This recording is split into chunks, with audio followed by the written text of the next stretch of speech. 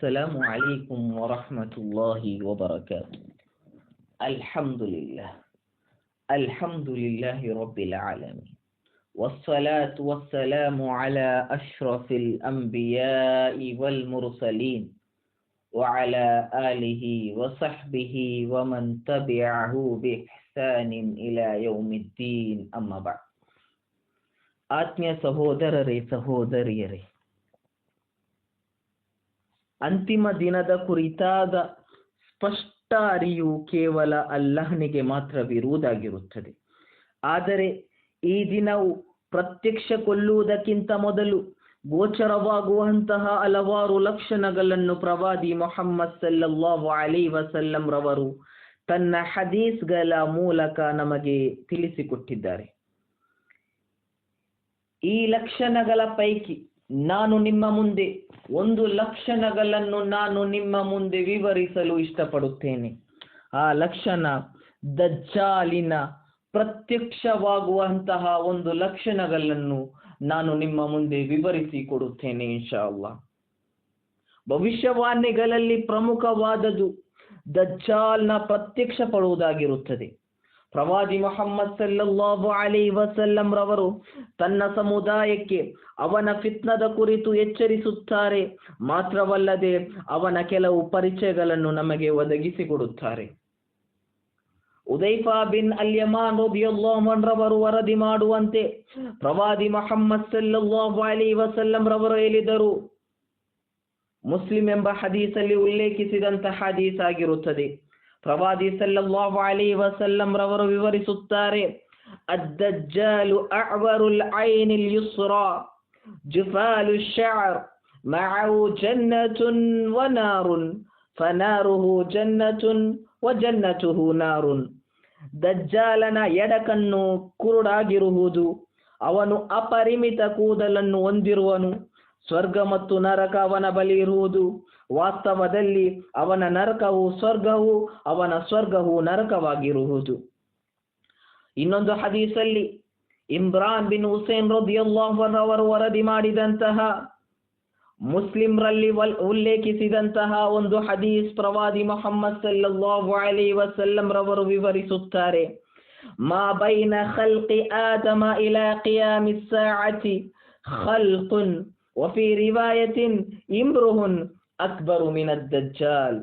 ಎಂದರೆ ಆದಮ ಅಲೈಹಿಸ್ಸಲಾಂ ರವರಿಂದ ಹಿಡಿದು ಅಂತಿಮ ದಿನದ ತನಕ ದಜ್ಜಾಲನಷ್ಟು ದೊಡ್ಡ ಆಕಾರದ ಮನುಷ್ಯ ಬೇರೆ ಯಾರಿಲ್ಲ.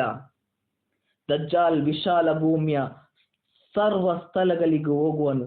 ಪವಿತ್ರ ಮಕ್ಕಾ ಮತ್ತು ಮದೀನವನ್ನು ಬಿಟ್ಟು ಈ ಕುರಿತು ಹಜರತ್ ಅನಸ್ ರದಿಯಲ್ಲಾಹು ಅನ್ಹು ವರದಿ ಮಾಡಿದಂತಹ ಹದೀಸಲ್ಲಿ ಪ್ರವಾದಿ ಸಲ್ಲಲ್ಲಾಹು ಅಲೈಹಿ ವಸಲ್ಲಂ ರವರು ವಿವರಿಸುತ್ತಾರೆ. ಇದು ಸಹ ಮುಸ್ಲಿಂ ಎಂಬ ಹದೀಸಲ್ಲಿ ಉಲ್ಲೇಖಿಸಿದಂತಹ ಹದೀಸ್ ಆಗಿದೆ. ಲೈಸ ಮಿನ್ ಬಲದಿ ಸಯತು ಅದ್ದಜ್ಜಾಲು ಇಲಾ ಮಕ್ಕತ ವಲ್ ಮದೀನತ. ದಜ್ಜಾಲನ್ನು ಮಕ್ಕಾ ಮತ್ತು ಮದೀನದ ಹೊರತು ಲೋಕದ ಎಲ್ಲ ಕಡೆಗೆ ಹೋಗುವನು.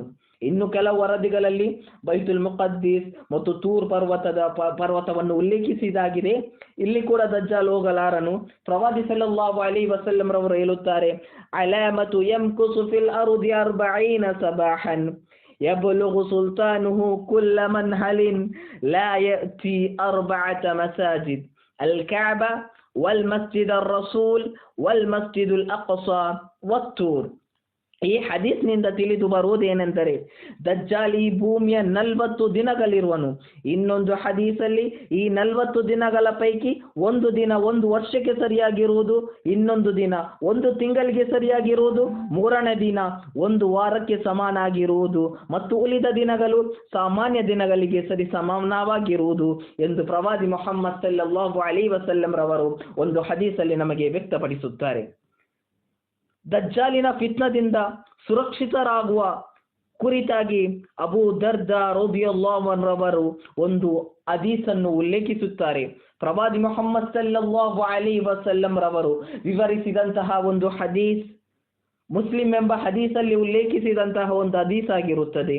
ಎಂದರೆ, ಮನ್ ಹಫಿದ 10 ಆಯತಿ ಮಿನ್ ಅವ್ವಲಿ ಸೂರತಿಲ್ ಕಹ್ಫ್ ಉಸಿಮ ಮಿನ್ ದಜ್ಜಾಲ್ ವಫಿ ರಿವಾಯತಿನ್ ಆಖಿರಿ ಸೂರತಿಲ್ ಕಹ್ಫ್.